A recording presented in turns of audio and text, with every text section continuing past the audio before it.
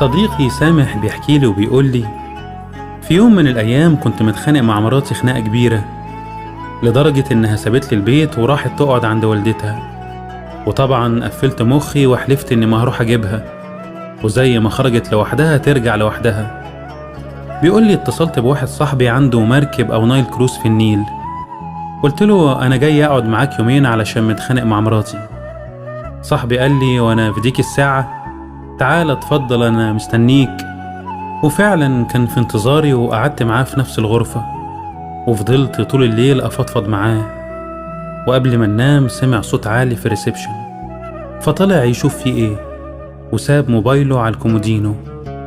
فتليفونه رن، فبصيت لقيت اسم المتصل: وصية رسول الله. طبعا ترجمت على طول إنها مراته. فأول ما دخل الغرفة قلت له: وصية رسول الله اتصلت بيك.